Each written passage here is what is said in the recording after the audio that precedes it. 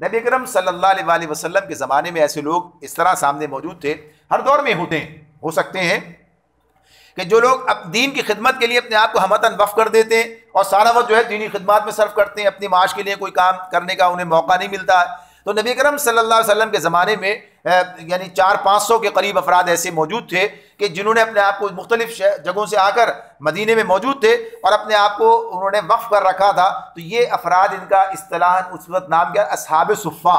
صفہ یعنی ایک چبوترا بنا دیا گیا تھا. اب بھی جاتے ہیں آپ تو مدینے میں دیکھتے ہیں صفہ کے نام سے ایک چھوٹی سی جگہ مل جاتی ہے، تو ایک چبوترا بنا دیا، اس پر یہ رہا کرتے تھے، تو اصحاب صفہ انہیں کہا جاتا. تو یہ نبی کرم صلی اللہ علیہ وسلم جس مہم پر چاہتے انہیں بھیج دیتے، یہ اپنے آپ کو فارغ کر کے انہوں نے رکھا ہوا تھا. پھر جب یہ کوئی باہر کوئی کام نہ ہوتا، کوئی مہم درپیش نہ ہوتی، تو مدینے میں رہ کر ہی دین کا علم سیکھتے اور دوسروں کو سکھاتے. یعنی کل وقتی افراد تھے، یہ اپنے لیے معاش کا کوئی انتظام نہیں کر سکتے تھے. تو ان کے انتظام کے لیے، ان کے بارے میں خصوصیت سے اس وقت میں ان کی بات ہو رہی ہے، اور ہر دور میں جب بھی ایسے لوگ موجود ہوں گے اپنے آپ کو وقف کریں گے تو ان کی بات ہو رہی ہے. تو نبی اکرم صلی اللہ علیہ وآلہ وسلم خود بھی ان کی ضروریات کے لیے کوشاں رہتے، خود بھی انتظام کرتے. اور وہ جو بات ہمارے سامنے آتی ہے کہ ایک موقع پر جب کچھ آپ کے پاس غلام آئے تھے، یعنی مال آیا تھا، تو اس میں غلام بھی تھے. تو جب فاطمہ رضی اللہ تعالی عنہا مانگنے آئی تھی کہ ایک غلام انہیں بھی مل جائے تو اس میں تاکہ ان کے کام آئے، اپنی ضرورت کا خیال بیان کیے، تو نبی اکرم صلی اللہ علیہ وسلم نے اس وقت انہیں منع کرتے ہوئے یہی بات کہی تھی کہ میرے سامنے ان کی ضروریات جو ہیں زیادہ مقدم ہے. یعنی بیٹی ہے، ضرورت مند بھی ہے، مالدار نہیں ہے، بہت مالدار ہے اور اس کے پاس تو پہلے بہت کچھ ہے، تمہیں کیا ضرورت ہے؟ ایسا نہیں ہے، ضرورت مند ہے، ہاتھوں میں گٹے پڑ گئے ہیں. یعنی یہ صورت جس کا اظہار کیا ہے، چکی چلاتے پانی لاتے صورتحال ہے، لیکن کیا کہا کہ تم سے زیادہ اس وقت ضرورت کی بات یہ اصحاب صفہ جن کی ذمہ داری میرے اوپر ہے، یہ اس کو مقدم رکھا گیا، بتایا کہ اس راستے میں خرچ کرنا. اور اس کے علاوہ پھر جب ظاہر ہے کہ جو لوگ اس کام کے لیے لگے تو دین کی اقامت کا معاملہ ہے، تو اس کو الگ کرتے ہوئے دوسرے مقامات پر بیان کیا گیا. یہاں صرف انہی چیزوں کو بیان کر کے بات آگے بڑھائی ہے، چونکہ یہ معاشی ہدایات ہیں. اب آخری آیت اس حوالے سے آ رہی ہے، الذین ينفقون اموالهم باللیل والنہار سرا وعلانیہ فلہم اجرہم عند ربہم ولا خوف علیہم ولا ہم یحزنون. جو لوگ اپنے مال شب و روز، باللیل والنہار، رات دن، شب و روز کھلے اور چھپے خرچ کرتے ہیں، سرا وعلانیہ، جہاں جیسی ضرورت ہے اس کے مطابق، فلہم اجرہم عند ربہم، ان کا اجر ان کے رب کے پاس ہے، ان کا بدلہ یعنی اس خرچ کا ان کے رب کے پاس ہے. اور ان کے لیے کسی خوف اور رنج کا مقام نہیں ہے، نہ اس بات کا خوف ہے کہ ضائع ہو جائے گا، ختم ہو جائے گا، نہ یہ کہ اس کا بدلہ نہیں ملے گا، بلکہ اس کا بہترین بدلہ ملے گا. اور غم بھی کوئی نہیں ہوگا، رنج بھی کوئی نہیں ہوگا کہ آدمی کو یہ نقصان کا اندیشہ ہو جائے یا کوئی مسئلہ اس کے لیے پیدا ہو جائے. سب وعدے اللہ کی طرف سے موجود ہیں، اور جنت اصل اس کا مقام ہے، ولا خوف علیہم ولا ہم یحزنون کی بات کہ وہ انہیں ملے گی. تو اس پر اللہ رب العالمین نے یہاں تک بات آئی ہے ہمارے سامنے، یعنی 2 رکوع مکمل آئے اور ایک آیت مزید اس کے علاوہ آ گئی جس میں یہ بات بتا دی گئی کہ انفاق کی بات کی گئی، صدقات کی بات کی گئی، اس کے اصول بتائے گئے، جن چیزوں سے بچنا چاہیے وہ بتایا گیا، یعنی اس کے اخلاق اور آداب جو ہیں یہ بیان کیے گئے. اب اس کے بعد جو بات ہمارے سامنے آتی ہے وہ سود کی ممانعت کی بات آ گئی.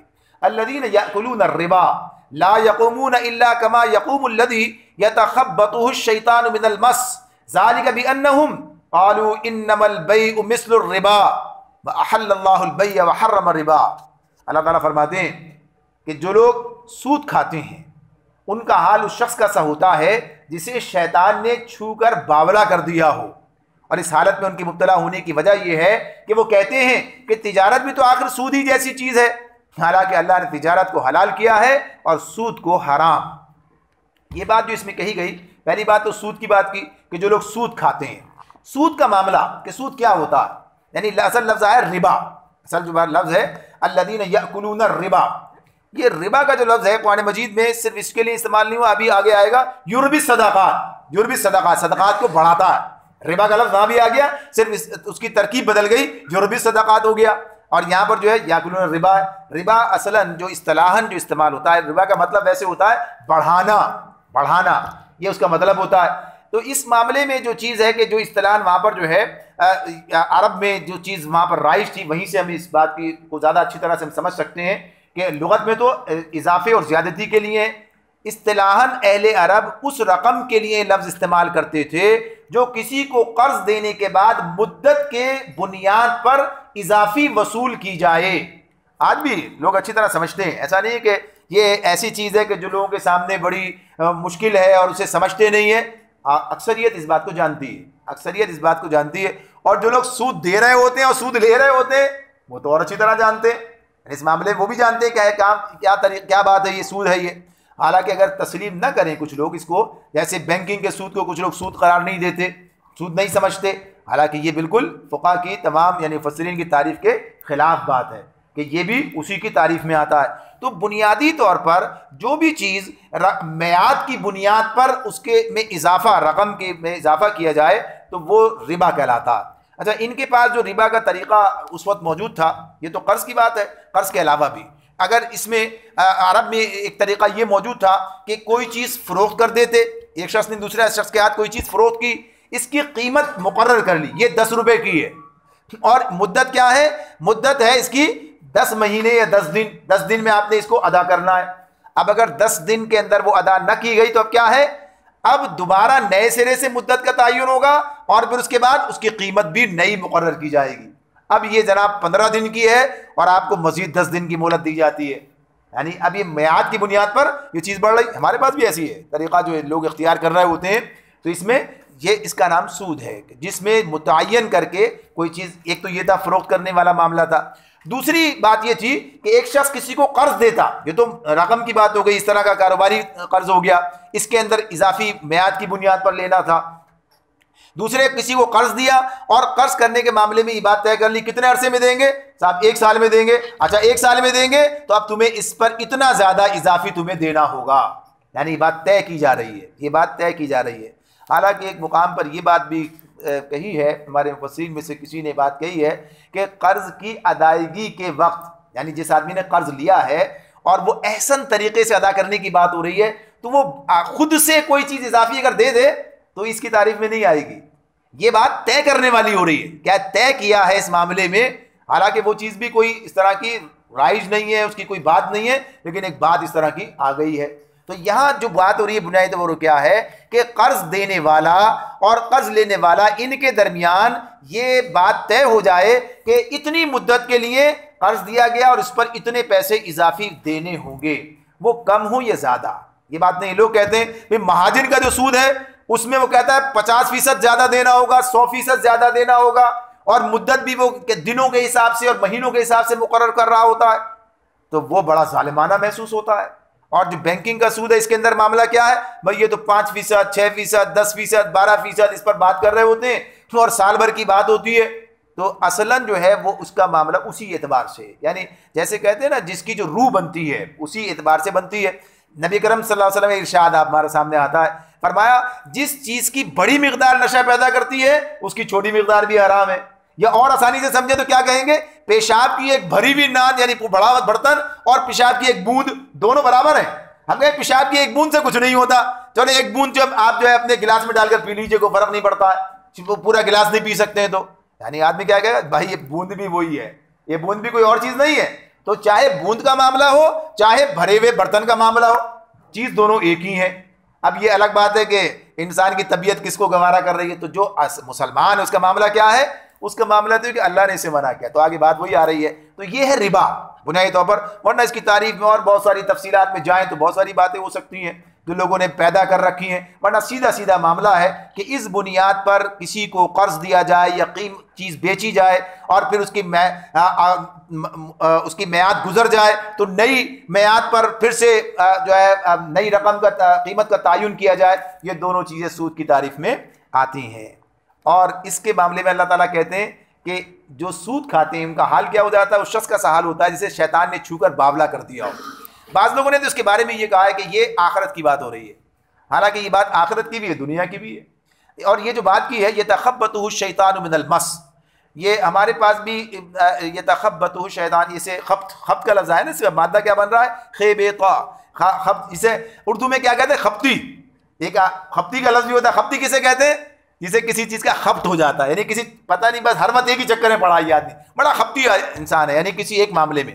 تو یہ دولت کمانے کے معاملے میں خبطی ہے، یعنی بس مال کو بڑھانے کے چکر میں. تو کیا اسے عرب میں ایک قاعدہ یہ بھی تھا کہ جسی آدمی کو کہنا ہو یہ باولا ہو گیا ہے، یہ دیوانہ ہو گیا ہے، تو اس کے لیے کہتے تھے اسے شیطان چھو گیا ہے یا جن چھو گیا ہے، اس کو جن، اسے جن لگ گیا یا شیطان، جن چھو گیا، شیطان چھو گیا. یہ ان کے پاس ایک محاورہ تھا، اس سے تعبیر کرتے تھے. یہ ضروری نہیں ہے کہ کہنا کا مطلب یہ ہے کہ واقعی ایسا ہی ہوتا ہے، یہ تعبیر کرتے تھے، اس طرح بیان کرتے تھے.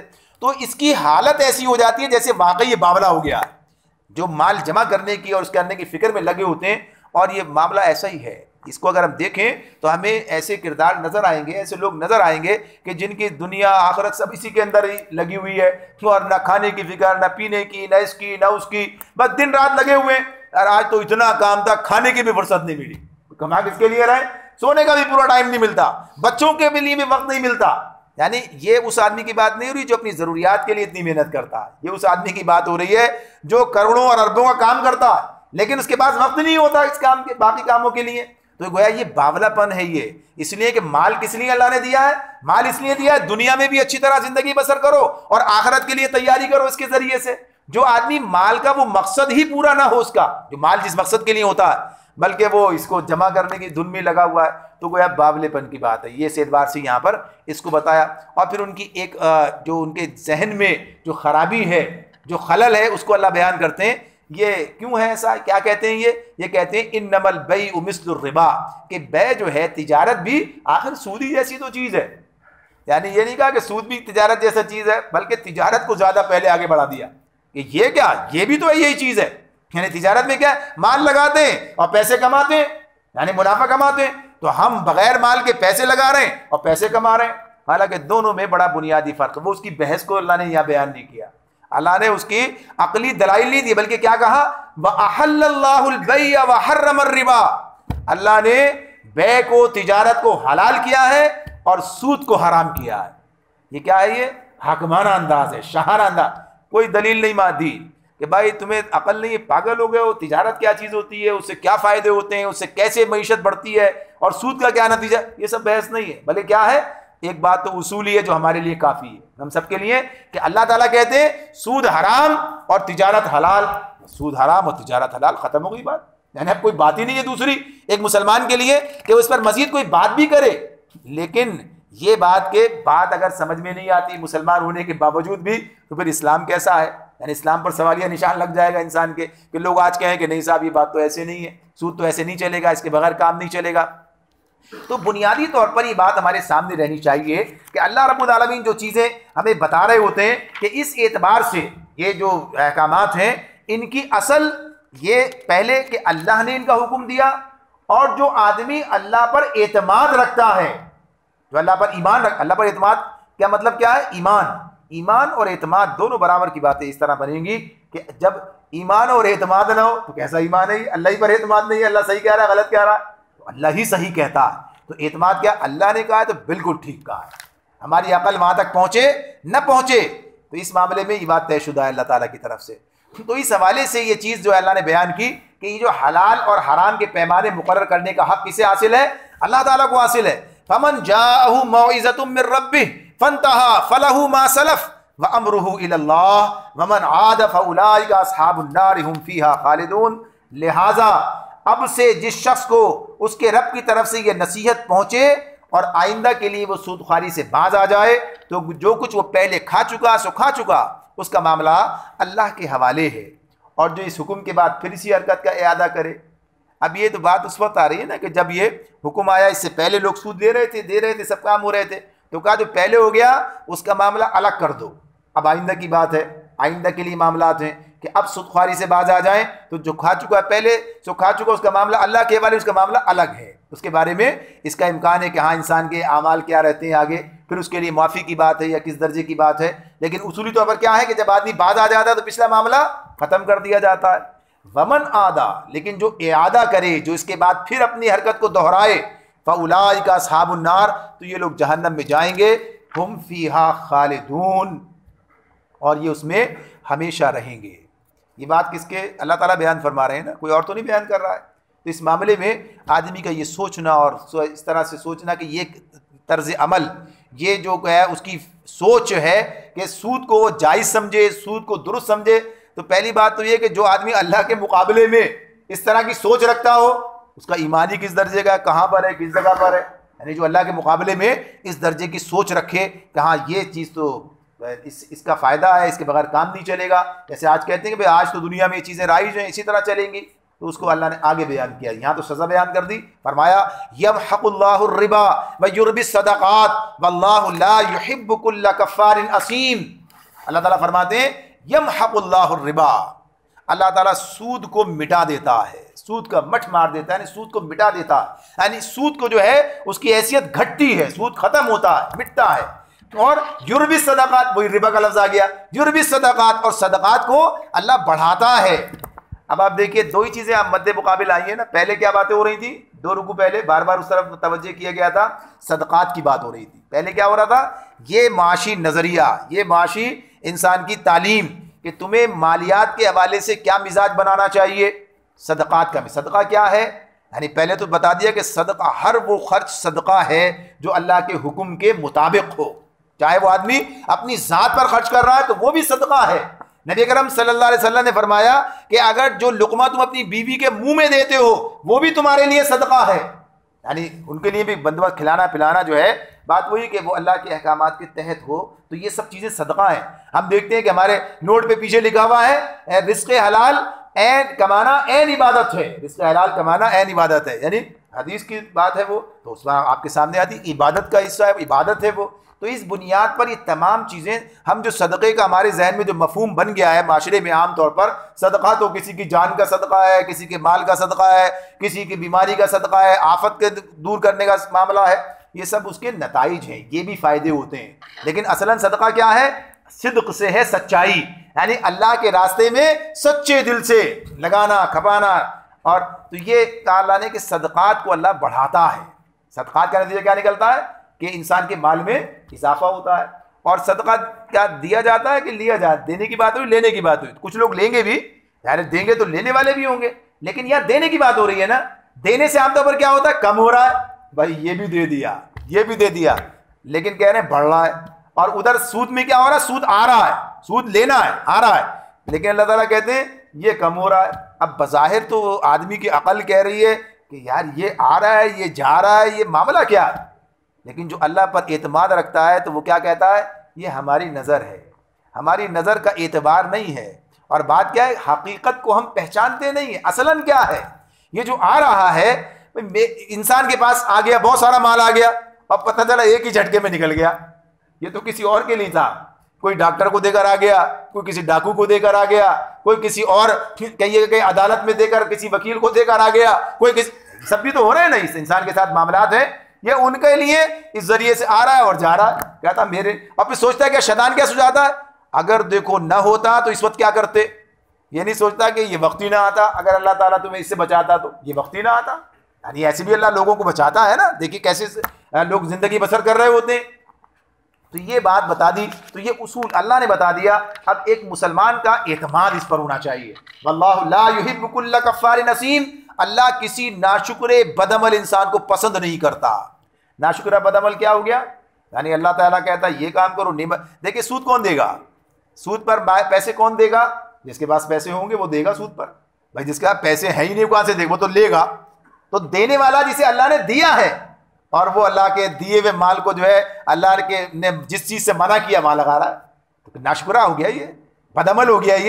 یہ تو اس اعتبار سے یہ اس کو کفارن اسیمہ کہا، کفارن اسیمہ کہا، یعنی وہی بات ناشکرے کی اس کے اندر آ گئی. گناہ گار، ناشکرہ، اللہ اسے پسند نہیں کرتا کہ اللہ نے اسے مال دیا کہ اسے خرچ کرو اپنے جیسے لوگوں پر اور اللہ کے پاس اجر کا ذریعہ بناؤ، لیکن یہ اللہ کی نافرمانی کر کے اور گناہوں کو سمیٹنے کا اور آخرت میں عذاب کا ذریعہ بنا رہے ہیں.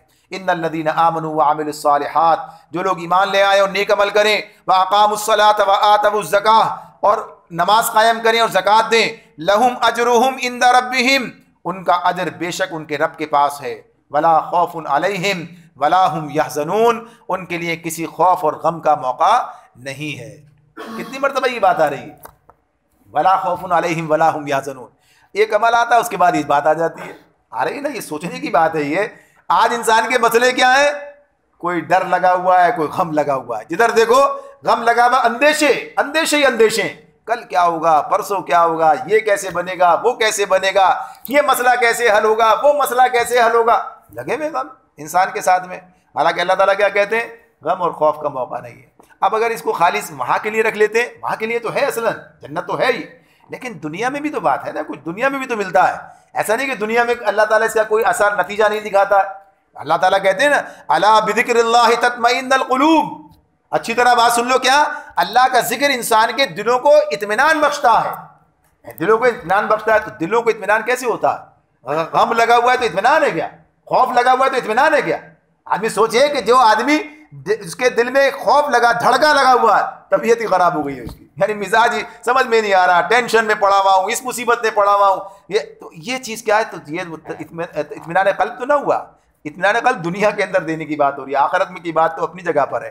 تو اس حوالے سے یہ چیزیں جو آتی ہیں یہ بتاتی ہیں کہ یہ اعمال، یہ راستہ، یہ انسان کے لیے خوف اور غم سے بچانے والا راستہ ہے. اور اگر ہم دیکھیں اور اپنا اور دوسروں کا تجزیہ کریں، وہ کہ ہمارے عمل اس درجے کے معیاری نہیں ہے کہ ہمارے اندر ہی کیفیات اس معیاری درجے میں پیدا ہو جائیں، مگر پھر بھی بہت سے لوگوں سے آپ اپنے معاملات کو دیکھیں گے تو آپ دیکھیں گے کہ ہاں کیا کیا اللہ نے بچا رکھا ہے، کس کس پریشانی سے، کس کس مصیبت سے، کس کس دکھ سے بچایا ہے، اور کیسے کیسے حالات ہیں، انسان ایسے نکل جاتا ہے ان سے اور کوئی اس پر اثر انداز نہیں ہوتے وہ. تو یہ تمام چیزیں، اور وہی جو الا ان اولیاء اللہ لا خوف علیہم ولا هم یحزنون، اس کو انسان کسی چند لوگوں کے لیے خاص کر دیتا ہے، وہ ہر اس مسلمان کے لیے ہے جو اللہ کے بتائے ہوئے راستے پر چلے، وہی اللہ کا ولی ہے. فرمایا یا ایھا الذین آمنوا اتقوا اللہ وذروا ما بقی من الربا ان کنتم مؤمنین. اے لوگو جو ایمان لائے ہو، اللہ سے ڈرو، اور جو کچھ تمہارا سود لوگوں پر باقی رہ گیا ہے اسے چھوڑ دو اگر تم واقعی ایمان لائے ہو. یہ اللہ تعالیٰ کی طرف سے یہ حکم ہے. یہ ان آیات کے بارے میں یہ بات ہے کہ یہ آیات فتح مکہ کے بعد نازل ہوئی ہے، یعنی یہ فتح مکہ کے بعد اس طریقے سے اللہ تعالیٰ نے ان آیات کو نازل کیا ہے، اور یہ آیات سورہ بقرہ میں لا کر جمع کی گئی ہیں. سورہ بقرہ تو ویسے تو مدنی صورت ہے، اور مدینے میں آنے کے بعد پہلی مکمل صورت یہ آتی ہے سامنے، یعنی ابتدائی دور میں ہے، لیکن اس میں بعض آیات بعد کی بھی آ گئی ہیں، بعض اس سے پہلے کی بھی جمع ہوئی ہیں. تو ان آیات میں سے ایک آیت یہ بھی ہے کہ جو فتح مکہ کے بعد نازل ہوئی ہے، اور اس کے اندر اسی کے اندر یہاں اس مقام پر درج کر دی گئی. تو فرمایا اللہ تعالیٰ نے کہ اب ڈرو اللہ سے، جو کچھ سود تمہارا لوگوں پر باقی رہ گیا اسے چھوڑ دو اگر تم واقعی ایمان لائے. ایمان کا مطلب یہ ہے، اب یہ جو بات ہوتی ہے نا ان کنتم مومنین، اگر تم مومن ہو تو ایمان کا تقاضا یہ بتایا جا رہا ہے کہ یہ ہے، اور اگر ایسا نہ کیا تو اس کے خلاف بات چلی جائے گی. فَإِن لَمْ تَفْعَلُوا، پھر اگر تم نے ایسا نہ کیا، واضح طور پر بات ہے فَإِن لَمْ تَفْعَلُوا، پھر اگر تم نے ایسا نہ کیا فَأْذَنُوا بِحَرْبٍ مِّنَ اللَّهِ وَرَسُولِهِ، تو پھر اللہ اور اس کے رسول کی طرف سے تمہارے خلاف اعلان جنگ ہے. اللہ اس کے رسول کی طرف سے تمہارے خلاف اعلان جنگ ہے. یعنی یہ بات بالکل واضح طور پر بیان کر دی گئی کہ اب اسلامی ریاست جو ہے وہ اس شخص کے خلاف جنگ کرے گی جو کہ سود لینے کا معاملہ جاری رکھے گا. یعنی اس معاملے میں اس اعتبار سے بات ہے یہ. اب اگر ریاست خود ہی لینا شروع کر دے پھر کیا بنے گا؟ یعنی اسلام کی بھی مدعی ہو، مسلمانوں کی ریاست ہو، اسلام کی مدعی بھی ہو کہ بھئی اسلام پہ ہم لوگ مسلمان ہیں تو اسے اسلامی ریاست اسی طرح تسلیم کیا جائے، تو پھر کیسے بات بنے گی؟ یعنی معاملہ تو یہاں پر اسی اعتبار سے آ رہا ہے. ابھی اللہ اور اس کے رسول کی طرف سے تمہارے خلاف اعلان جنگ ہے، تو اب اللہ اور رسول کہاں سے آ کر جنگ کریں گے اس کے خلاف؟ تو یہ وہی دیکھا جائے گا نا کہ اس وقت کیا کیا. اس وقت جن لوگوں نے اس پر اصرار کرنے کی بات کی انہیں بتا دیا گیا کہ تمہارے خلاف جنگ کی جائے گی. نجران کے لوگ تھے جنہوں نے یہ کام کرنے کی کوشش کی، ذمہ تھے، مسلمان نہیں ہوئے تھے، انہیں بتا دیا گیا کہ اگر تم یہ کام کرو گے تو تمہارے خلاف جنگ کی جائے گی. اس معاملے میں یہ بات کہہ دی گئی. ایسے لوگ جو حلیف تھے، حلیف کیا تھے؟ یعنی اسلام قبول نہیں کیا، حلیف بن گئے. جیسے قبائل میں یہ قبیلہ ان کا حلیف بن گیا، وہ قبیلہ مشرکین کا حلیف بن گیا. تو اب اس کے اندر معاملہ آیا سامنے، اس کی شان نزول میں یہ بات بھی بیان کی جاتی ہے. انہوں نے کہا جی آپ تو ہمارا سود دیں. کہا نہیں، سود تو نہیں دیں گے. اس معاملے میں مسلمان کو ساتھ ہیں، اب تو حلیف ہیں اسی اعتبار سے، یا خود مسلمان ہیں. تو کہا مقدمہ سامنے آ گیا. پھر یہ آیت سامنے آتی ہے اور کہہ دیا گیا کوئی سود نہیں دیا جائے گا، بلکہ اگر اس پر اصرار ہوا تو جنگ کی جائے گی. یہ بات اس میں اللہ رب العالمین کی طرف سے بیان کی جا رہی. تو یہ کون کرے گا؟ یہ یقینی طور پر پھر ان کی بات ہے، اسلامی ریاست کی بات ہے کہ وہ ان لوگوں کے خلاف اعلان جنگ کرے گی کہ جو اس کی حدود میں رہتے ہوئے یعنی سود کا کاروبار کرنے کی بات کریں گے. اب یہ اپنے جگہ بدقسمتی کی بات ہوگی کہ اسلامی ریاستیں بھی ہوں، یعنی مسلمان بھی ہوں، اور اس کے بعد پھر وہ سود کے لینے دینے کی بات بھی کریں. تو بات ہی باقی ہے انشاءاللہ تعالیٰ. آج کا وقت مکمل ہو جاتا ہے، لہٰذا آج اسی پر اکتفا کرتے ہیں. انشاءاللہ اس کی بات مزید کل مکمل کر سکیں گے. اللہ تعالیٰ میں سمجھنے اور عمل کرنے کی توفیق عطا فرمائے. وآخر دعوانا ان الحمد للہ رب العالمین.